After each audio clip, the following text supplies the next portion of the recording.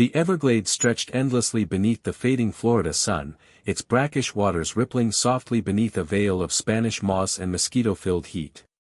It was the last known location of Kira Westfall, a vibrant 24-year-old adventure blogger with a growing online following and an insatiable desire to explore Florida's forgotten places. On a late spring afternoon, she'd launched her bright yellow kayak from a remote marina, intent on filming a solo expedition deep into the hidden waterways of the 10,000 Islands. Her camera was rolling. Her voice was full of life. But she never came back. 12 months later, the same sun glinted off the surface of the Gulf of Mexico, gilding the waves like hammered copper. A crab fisherman named Earl Tompkins hauled a heavy trap from 40 feet down. It wasn't the blue swimmers inside that gave him pause, it was the flash of glittering pink wedged in the corner. An iPhone. Waterlogged, crusted in barnacles, wrapped in dying seaweed. The case. A sparkly, almost juvenile pink, belonged to someone's daughter. Earl could feel it in his bones. He'd been working the Gulf for nearly 4 decades, and the ocean gave up its secrets only when it was good and ready. This phone, he realized, was no accident. This was a message. Or worse, a warning. By nightfall, the phone sat in a Ziploc evidence bag on the counter of the Collier County Sheriff's Office. An officer ran the serial number. It belonged to Kira Westfall. Her father, Grant Westfall, got the call while reviewing building plans in his small home office. A former architect, now semi-retired, Grant had spent the past year trapped in a cycle of grief, rage, and obsession. Therapy hadn't helped. The search and rescue volunteers had given up. The press moved on. Even his ex-wife, Marla, had flown back to Colorado and remarried, telling Grant gently that it was time to let go. But he never had. Not for a moment. When he walked into the sheriff's office that afternoon, the world tilted. The phone was real. Tangible. Covered in marine growth and the stench of salt and algae, but undeniably his daughter's. The case still had a small heart-shaped sticker she'd added herself. Detective Patricia Chen greeted him with solemn eyes. "We recovered data from the phone," she said, opening a laptop. "There are videos. GPS logs. It may help us pinpoint where she was last seen." Grant's throat constricted. He stared at the screen. There she was, Kira, alive and full of energy, panning the GoPro around her kayak. "Hey, adventure seekers. I'm in one of the secret back channels of the 10,000 Islands. Locals say the tarpon are huge here. I haven't seen another person in hours. It's surreal. Like I'm in another world." Her voice trembled with wonder. The timestamp on the video was 4:47 p.m. The same day she was supposed to meet her best friend Jenna at the launch ramp. Jenna had told police she left early for a family dinner. Kira wanted one last shot for her YouTube intro. That shot cost her everything. Detective Chen pointed at a GPS overlay. Her last recorded location puts her here, deep in a narrow channel. The currents from that area can carry debris into the Gulf. That's how the phone likely ended up offshore. Grant stared at the map. Mangrove-lined waterways zigzagged across the screen like veins. He memorized the coordinates. "I want to go there," he said. His voice was steady. Too steady. Chen hesitated. "It's not an easy area. Most boats won't go that deep unless they're guided. Then I'll find someone who will." By the following morning, Grant stood on the deck of Officer Troy Hutchkins' Marine Patrol vessel. Hutchkins, in his late 40s, sun-leathered and competent, had offered to assist with the initial canvass. He claimed he knew every captain and backwater local in the area. As they pulled into Chokoloskee Marina, Grant scanned the faces. He needed someone who knew the maze, someone with experience and no agenda. That's when Hutchkins introduced him to Wade Corbin. Wade was lean, in his early 50s, with sea-weathered skin and sharp gray eyes. Tattoos snaked across his arms. He looked like the kind of man who'd seen too much but said too little. "Wade's been working these waters longer than anyone," Hutchkins said. "If your daughter was back there, he'll know the likeliest spots she might have gone." Wade offered a firm handshake. "I heard about your girl. These waters can turn mean quick. I'll take you out there. No charge." Grant felt a flicker of hope. The first in a long time. They agreed to meet at dawn. Wade's boat, Second Chance, was a solid 28-foot offshore center console, equipped with twin engines and a maze of electronics. The kind of vessel meant for speed, stealth, and serious work. As Grant climbed aboard, he noticed something odd. Multiple deck hatches larger than standard fish storage. And more fuel tanks than necessary for a day trip. "Long runs need long range," Wade explained when asked. Grant didn't press. "Not yet." They entered the maze. Twisting, narrow channels flanked by towering mangroves closed in around them. Sunlight barely pierced the canopy. Birds scattered. Somewhere in the distance, the splash of something large echoed off the water. Wade slowed the engine and checked his plotter. "This is where the GPS pings from your daughter's phone line up. Back here, it's easy to get turned around. Locals call it the maze. Tourists rarely come this deep." He cut the motor. Silence enveloped them. The air hung thick with humidity and unspoken tension. Grant stared into the green shadows. He could almost see her, Kira paddling ahead, full of excitement, unaware she was being watched. Then Wade's voice broke the silence. "There's something else, Mr. Westfall. That area, those exact coordinates, are now off limits. Marine Protection Zone. Manatee breeding grounds. Feds restricted access last month." Grant's stomach dropped. That wasn't on any map. "New policy. I'll get us as close as I can without breaking laws." They skirted the zone's perimeter for hours. Wade showed him current patterns, eddies, and how a phone could feasibly be carried to sea. But it all felt rehearsed. Too clean. Too convenient.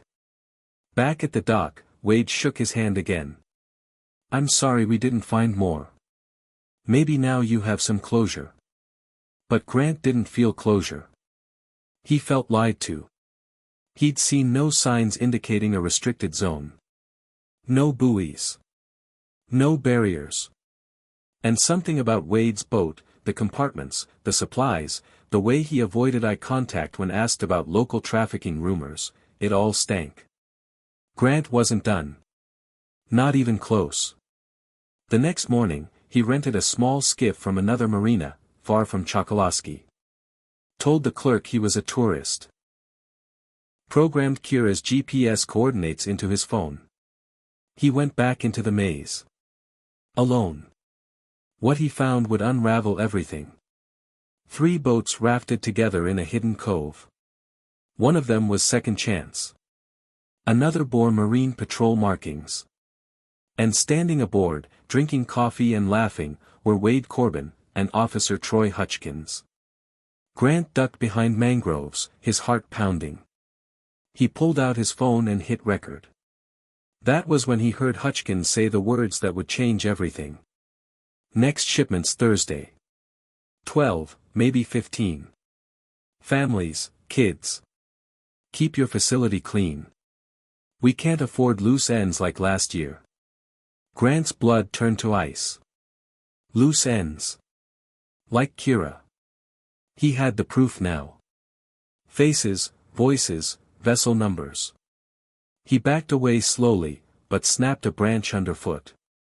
What was that? Wade's voice. Grant froze. Waited. Then he heard engines start. Time to run. He got back to his boat and sped away, the footage burned into his mind. There was no restricted zone. It was a lie. A cover. Wade and Hutchkins were part of something far darker than smuggling contraband. They were trafficking humans. And Kira had stumbled into it. But maybe, just maybe, she was still alive. Grant didn't call the sheriff's office. He called Blake. His brother-in-law. A DEA agent based in Miami. "Tell me everything," Blake said. "No more local help. We're doing this my way." And so it began. The real search. The one that wouldn't end until Grant knew exactly what happened in those mangrove shadows. Even if it killed him, Grant couldn't sleep. Not after what he had seen. Every time he closed his eyes, the image returned, Hutchkins laughing with Corbin, leaning against that patrol boat like they were planning a Sunday barbecue, not coordinating human trafficking. And Kira, his daughter, might still be one of their loose ends. He transferred the footage to a secure drive, then to an encrypted email he sent to Blake with the subject line, "You were right. They're in it deep." Blake called back within 15 minutes. "I watched it twice. This isn't just dirty local cops, Grant. This is a federal investigation now. I'm forwarding this to my task force captain and the Miami field office. Don't go back in there alone. You hear me?" "I hear you," Grant said. "But I'm going back. Damn it, Grant. I'm not doing anything stupid. Just scouting. If Kira's alive, I'm not waiting for paperwork." Blake sighed. "Then let me give you something that'll keep you alive. A tracker. A silent SOS beacon. I'll overnight it. Wear it at all times. If something goes sideways, hit the button.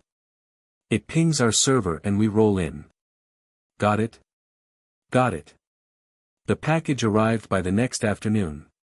Inside, a small GPS beacon disguised as a wristwatch, a burner phone with secure channels only, and a folding survival knife.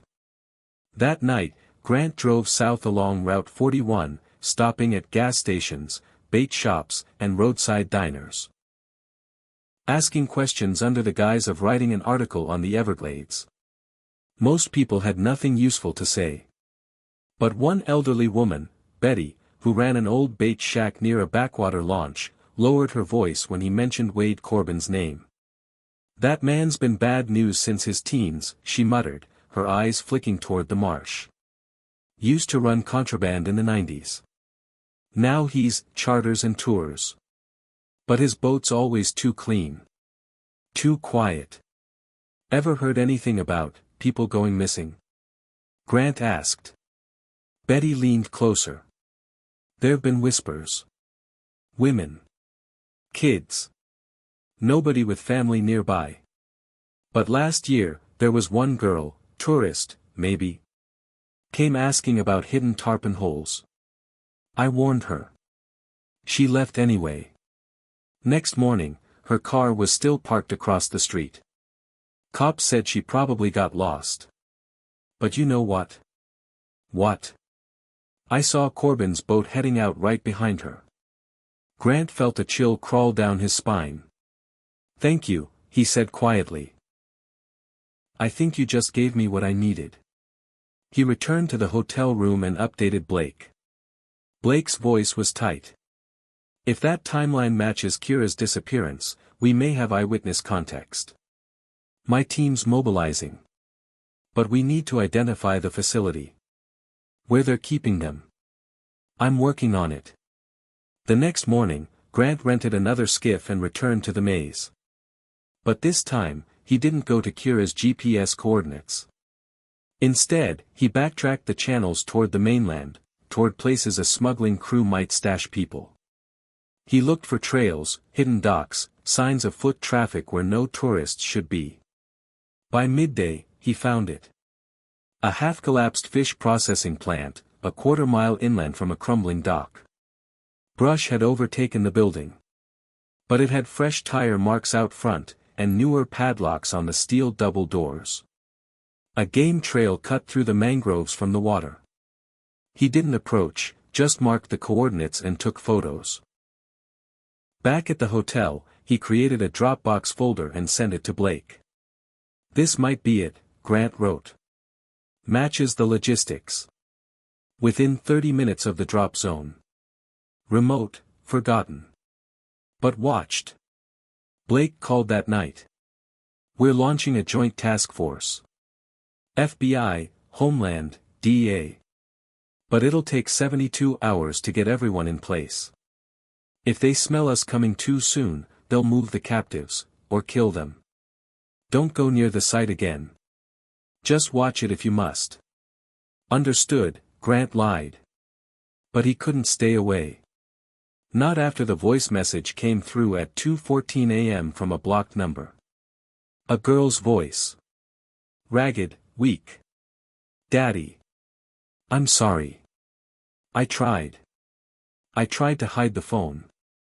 I tried to escape. Then static. Then silence. Grant stared at his screen, his breath caught in his chest. Kira. She was alive. He downloaded the message and sent it to Blake, then grabbed his backpack. Inside went the burner phone, beacon watch, water, knife, and a pair of bolt cutters. He would not wait 72 hours. Not after hearing his daughter cry. The sky was still dark when Grant reached the edge of the mangroves. The stars above glimmered faintly through shifting clouds, and the air was thick with the scent of saltwater and rotting vegetation. He crouched in the shadow of the tree line, boat moored behind him, the old processing plant rising like a monolith of rust and secrecy ahead. He adjusted the strap on his pack.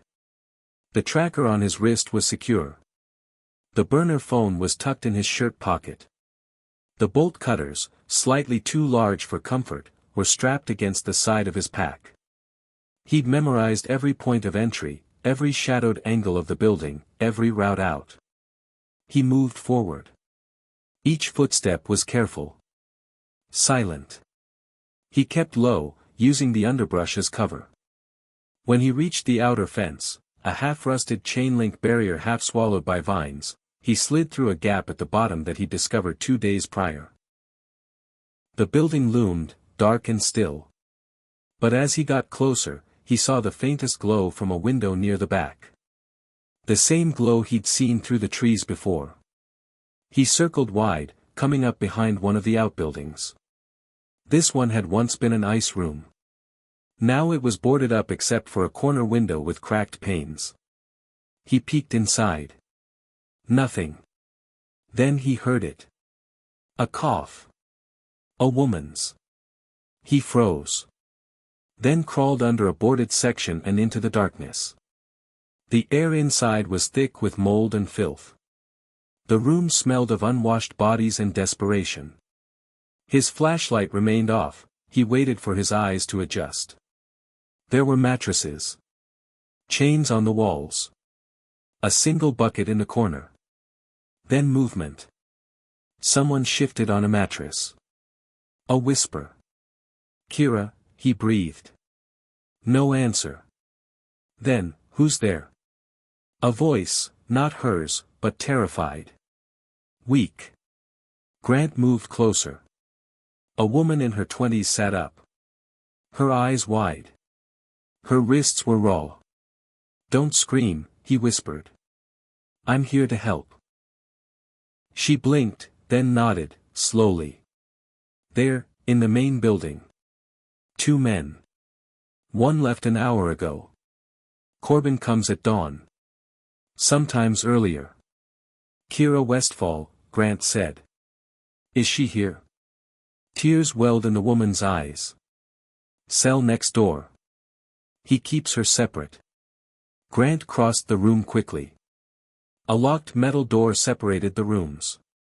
He pulled the bolt cutters from his pack and worked silently. The padlock snapped after 3 tense minutes. He opened the door slowly. There she was. Kira. She lay on her side on a mattress, arms wrapped around her knees, hair matted, face hollow, but unmistakably his daughter. Kira, he whispered. Baby, it's me. She stirred. Then looked up. Her eyes focused slowly, recognition blooming like a sunrise. Daddy? I'm here. I found you. She reached for him and burst into tears. He wrapped her in his arms, trembling. "We're getting out. Right now."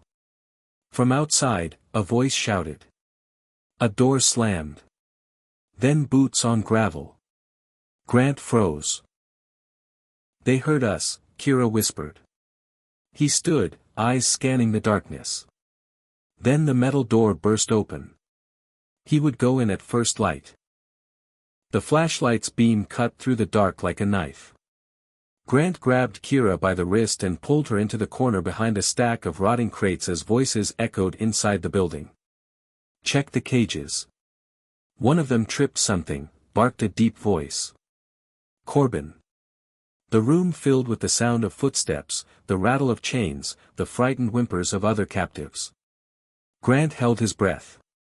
Kira clutched him, trembling. The beam swept closer. A boot kicked the door open, then another man stepped into the room, the same one Grant had seen with Corbin days earlier. Younger, bulkier, with a radio clipped to his belt. He aimed the flashlight around, moving toward the second cell, the one Grant had broken open. "Doors busted," he growled. Corbin appeared behind him. "Someone's in here." Grant scanned the far end of the room.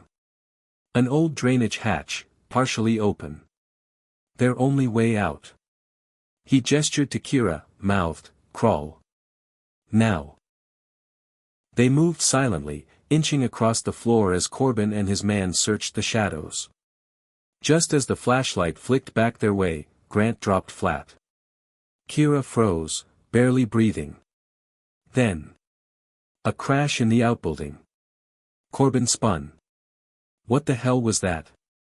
The younger man ran toward the noise. Grant didn't wait. He pushed the drainage hatch fully open and motioned Kira through. They crawled into the tight, filthy tunnel.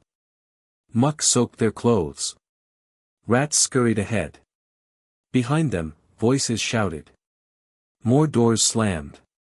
But the tunnel angled downward and away, curving beneath the building. It reeked of sewage and salt.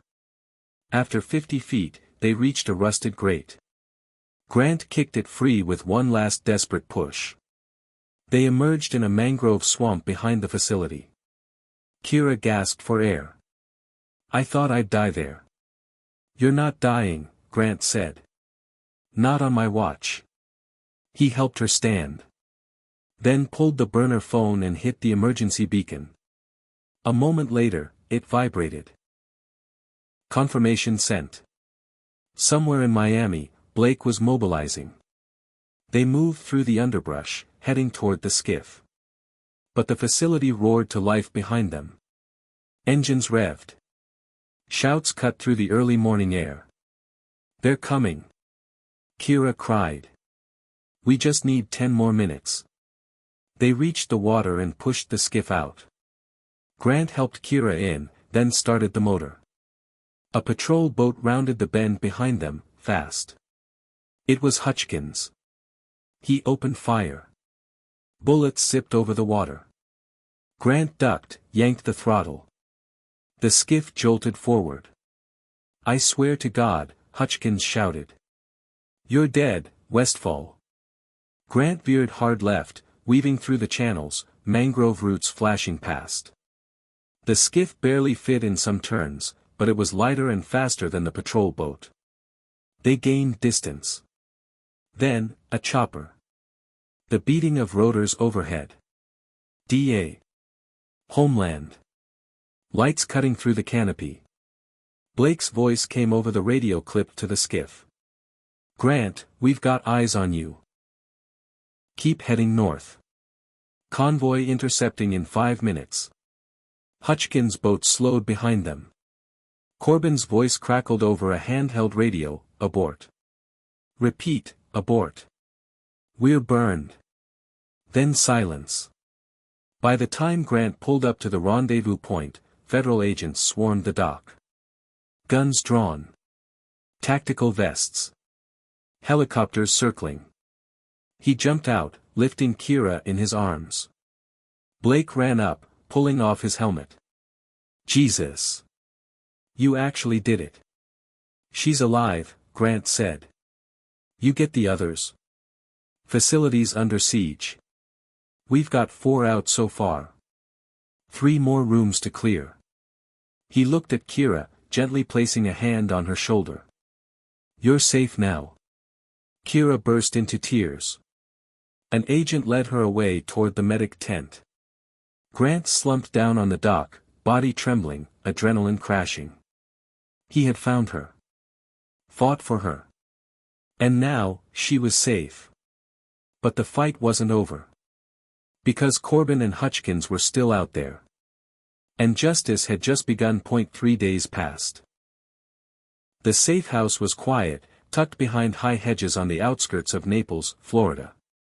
Kira sat curled on the couch, a blanket around her shoulders. She hadn't said much since the rescue. Her eyes were haunted. Her voice, soft and distant. But she was there. Alive. Grant watched her from the kitchen, coffee cooling in his hand. He'd barely slept, but his mind buzzed constantly. Every time he closed his eyes, he saw the gunfire, the tunnels, the pale flicker of his daughter's face in the dark. Blake entered with a folder. His badge and firearm were tucked under a jacket, but the tension in his shoulders never left. We found the escape route Corbin and Hutchkins used, Blake said. They had another launch tucked under camouflage netting on the eastern channel. By the time our team swept the site, they were already gone. Grant's jaw clenched. Any idea where they went? Corbin has offshore contacts. Old Gulf smuggling routes. We're tracking marine radio chatter. Hutchkins. He'll be harder. Knows our systems too well. Blake opened the folder. Photos of seized materials, maps, burner phones, fake IDs, cash, spilled across the table. We did get this, Blake said, pulling out a photo. A ledger. It's coded, but we're working on it. Names, numbers, destinations. This ring was bigger than we thought. Kira's footage is going to blow it wide open. Grant looked toward the living room. She's not ready to talk. She doesn't have to. Not yet. But the damage was done. That night, Grant sat beside Kira. She finally turned her head and whispered, I heard them talking. Corbin said he was leaving for Mexico. He said the storm would buy them time. Grant leaned closer. What storm? They said a front was coming. That it would delay the feds. Blake checked the NOAA reports. Sure enough, a tropical depression was forming in the Gulf. If Corbin's trying to make a run to the Yucatan, Blake said, he'll use the storm as cover. He tapped his phone. We're sending cutters. Planes. Drones. But we need eyes closer in. Grant stood. Then send me. Absolutely not. I've been inside their world. They know me. I can find him before he vanishes forever. Blake stared at him for a long moment. Then nodded. We do this by the book. You don't move without backup. I understand. Grant turned to Kira. I'll bring him back. She didn't speak, but her eyes held his. He understood. This wasn't about revenge. It was about every girl like her. Rain lashed sideways across the windshield of the surveillance van parked near an isolated fishing pier south of Marco Island. The storm had arrived faster than expected. Torrents of warm wind and sheets of water reduced visibility to just a few yards. Grant sat in the passenger seat, eyes fixed on the grainy drone feed displayed on a tablet in his lap. A fishing trawler was moored just outside a small harbor. A worn, rusted vessel named Delilah, with flaking red paint and a reputation that didn't show up in any registry. That's Corbin's, Blake said from the driver's seat. He was soaked from the last recon run but alert. He's planning to use the storm window to slip through the outer patrol grid. You get one shot if you want to go aboard. Grant looked out at the water, choppy and angry. When? An hour. We already have a cutter 10 miles offshore. Intercept plans in place. But we need someone on board to keep him from dumping any cargo, or evidence. Grant didn't hesitate. I'll go. Blake handed him the waterproof comm unit and a suppressed Glock. One rule, you don't engage unless there's no other option. Keep your body cam rolling. We want this guy alive. We want his contacts. 10 minutes later, Grant was crouched behind a stack of crates on the docks as the rain hammered the wooden planks. The storm churned behind him. Lightning flickered somewhere over the gulf. Delilah rocked gently at anchor, its windows dark. He moved. One step at a time. He climbed aboard the trawler and slid inside through the stern hatch. The interior reeked of diesel and brine. He crept through the narrow corridors, past sleeping quarters and rusted gear lockers. Then he heard a voice. Corbin. Tell Hutch we're pushing off now. No more delays. If he wants his cut, he better be at the Chaos by sunrise. Grant's pulse kicked. He edged closer to the engine room, hiding behind a coiled net. Through the narrow view, he saw Corbin standing by a navigation console, holding a sat phone. Another man, broad-shouldered, tatted, hauled boxes from below deck. We dumped the rest at the reef. No bodies, no heat, Corbin muttered. Grant's breath caught. Dump? He edged closer, flipped the body cam to record, and keyed the mic. They're preparing to toss evidence, possibly people. Request immediate intercept. Repeat, immediate. Blake's voice crackled back. Copy. Cutter en route. ETA. 8 minutes. Grant knew they didn't have 8 minutes. Suddenly, one of the men spotted movement. Hey! Grant lunged, slamming into the bulkhead as a shot rang out. The bullet missed but tore through the netting beside his head. He fired once, hit the engine coolant line. Steam exploded into the room. Shut it down, someone screamed. Grant ducked into the shadows as Corbin barked orders. He used the distraction to slip down a narrow ladder into the cargo hold. There, hidden beneath a tarp, were 3 people. 2 girls, 1 boy. Gagged. Tied. He cut their restraints fast. I'm with the DEA, he whispered. Help is on the way. Footsteps above. Angry. Frantic. He hustled them into a maintenance hatch and sealed it. Then Corbin's voice roared behind him. You again. Grant turned. Corbin raised a pistol. But before he could fire, the side of the hull exploded. A flashbang. A shockwave. Then, floodlights. Federal agents poured in through the breach, shouting commands. Corbin dove behind a bulkhead but was swarmed in seconds. Grant dropped to his knees, hands raised, as DEA teams pulled him and the survivors out. On the dock, Blake ran up. We got them. Every damn one. Corbin was dragged away in cuffs, screaming. Thunder cracked overhead. Grant looked back at the trawler, its secrets gutted by light. It's over, Blake said. But Grant shook his head. No. Hutchkins is still out there. And as long as he was free, the maze wasn't done with them yet. Rain had washed the air clean by morning, but the Everglades still steamed with heat and tension. A fog hung low over the water, veiling the mangroves in ghostly white. From a helicopter hovering above the tree-line, the world below looked deceptively calm, peaceful, even. But Grant knew better.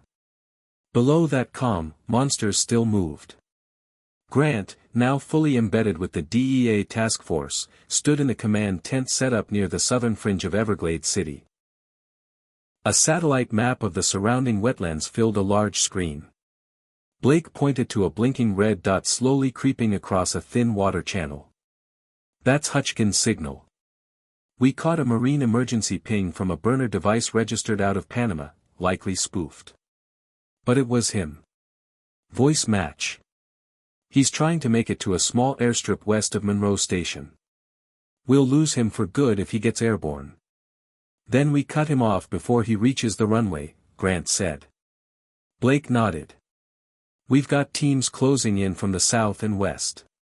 He's using an airboat, fast, loud, but it needs open water to maneuver. You, me, and Agent Morales will cut through the back channels and intercept. Within minutes, Grant was back in the skiff, this time heavily armed and riding alongside Morales, a quiet, tactical specialist with sharp eyes and zero tolerance for mistakes. As they zipped through the green tunnels of the swamp, Grant's stomach twisted. He wasn't just chasing a fugitive. He was chasing the man who had helped enslave his daughter. The man who had betrayed his badge, his community, and his oath. They caught sight of the airboat just before noon. It roared across a wide glade like a demon, throwing up rooster tails of water as it banked left toward a clearing lined with cypress trees. There! Morales shouted. Visual confirmed. One occupant. That's him, Grant growled. That's Hutchkins. The airboat gunned it toward a narrow cut in the tree line. A shortcut to the airstrip. Cut him off from the eastern fork, Morales barked into the radio. Grant turned the skiff sharply, dodging roots and sunken logs. Adrenaline surged. The airboat hit the cut. Then slowed. Smoke. Black and oily, rising from the engine. He's overheating, Morales said. We've got him. Grant leapt out before the skiff even stopped. The water was waist deep. He moved fast through the marsh, gun drawn, heart pounding. He climbed up onto the half-sunken wreck of a log and saw Hutchkins leaping from the stalled airboat, vanishing into the mangroves. Grant gave chase. For 10 minutes, he tracked broken branches, boot prints, and heavy breathing. Then, a gunshot cracked. A bullet tore through the air near his head. He dropped, rolled behind a tree. Hutchkins, he shouted. You don't walk away from this. Another shot. Closer. Neither do you. Hutchkins roared. Grant moved low, fast. Closed the gap. He saw the glint of metal just beyond a wall of ferns. Then, silence. He stepped out slowly, gun up. Hutchkins was kneeling in a clearing, pistol aimed, but not at Grant. At his own chin. Don't! Grant shouted. I'm not going to prison, Hutchkins growled. You think any of this matters? You think one girl changes the system? She's not the only one we saved. Hutchkins spat. You think you stopped it? We're everywhere. Then we'll keep coming. Grant advanced slowly. Put it down. Hutchkins looked at him, wild-eyed. Then. He dropped the gun. Seconds later, Morales and 2 agents burst into the clearing, weapons drawn. Hutchkins was cuffed, searched, and dragged away. As the helicopter circled overhead, Grant looked down at the wet earth where the man had knelt. The last ghost of the maze, finally flushed into daylight. It was over. For real this time, the media storm hit like a wave. Within 48 hours of Hutchkins' arrest, every major news network had footage of the swamp raid. Helicopter shots of Corbin in cuffs. Grainy security camera stills from the holding facility.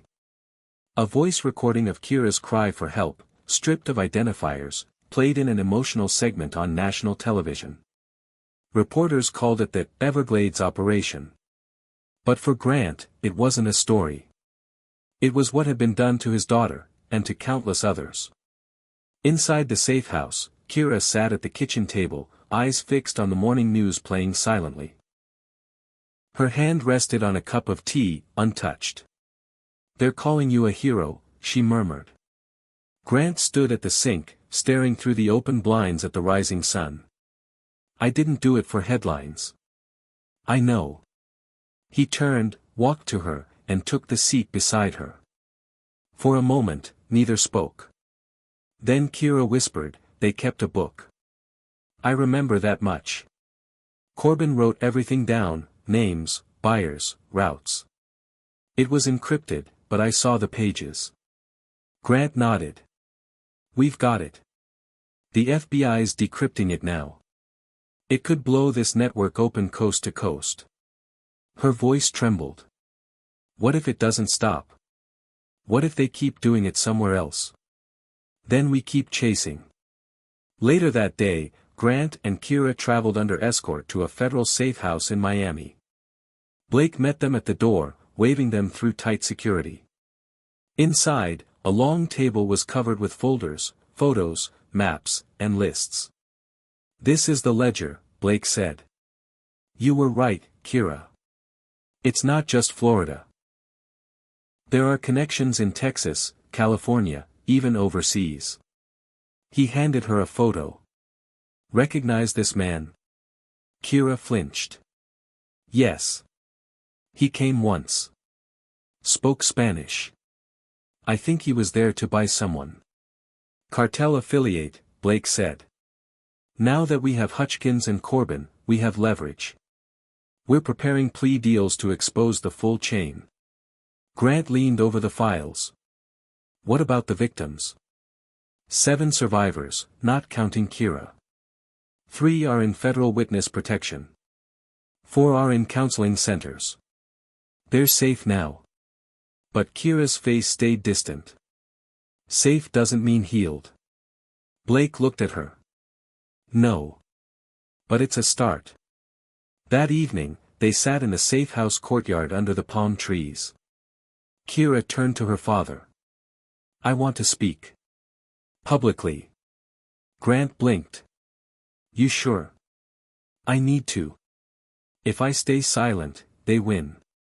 Within days, Kira appeared, anonymously, on national television.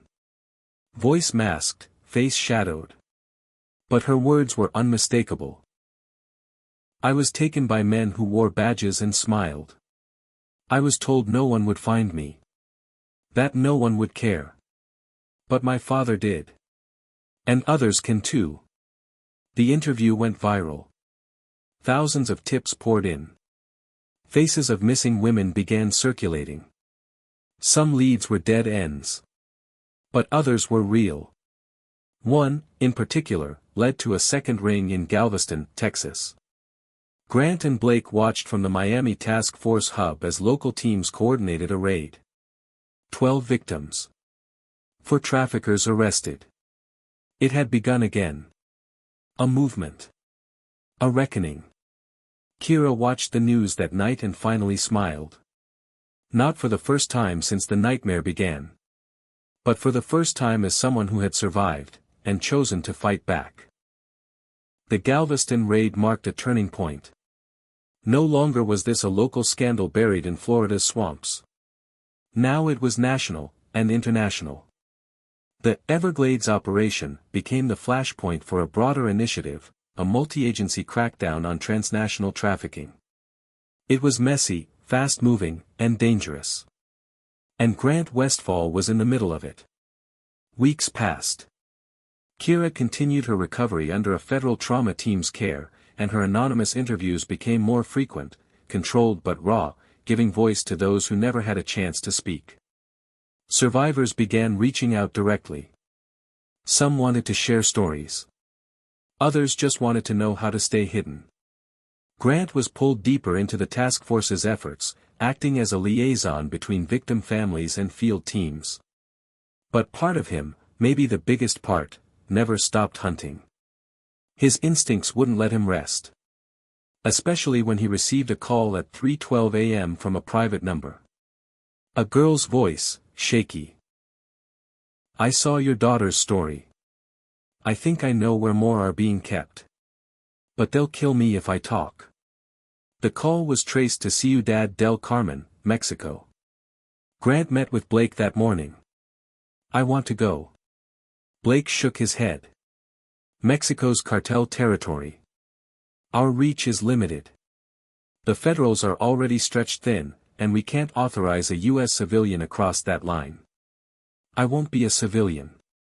Blake looked at him.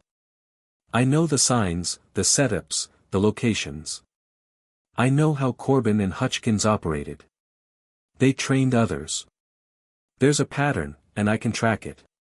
You're not a special agent, Grant. You're a father. I'm both. Blake sighed. We'll bring you as an advisor. Low profile. But you don't break cover.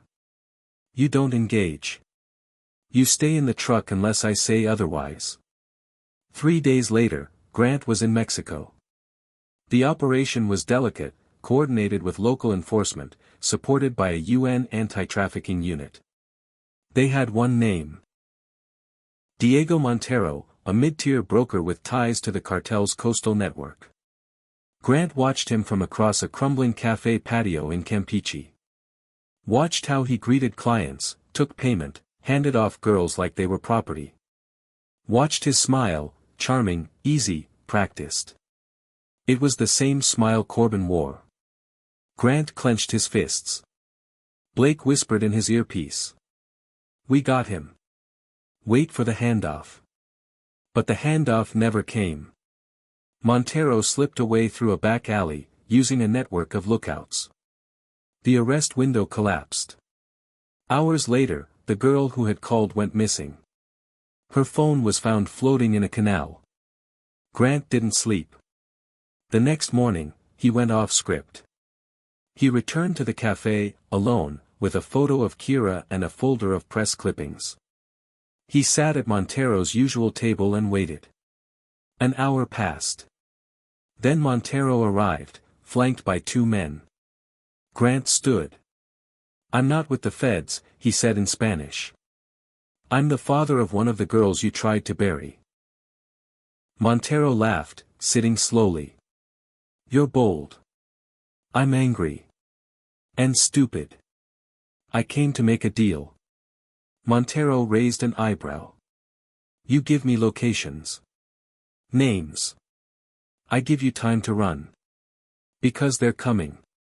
And if they catch you, you'll vanish. The man across from him leaned back, amused. You think I'm scared of the Americans? No. But you're scared of the cartels. And I know they don't like loose ends. Montero's smirk faded slightly. He leaned forward. There's a warehouse. South of Merida. It moves girls through every 2 weeks. Last shipment was Florida bound. Grant nodded. Blake moved in an hour later with local police. The warehouse was raided. 16 victims freed. Montero was gone. But his network was bleeding.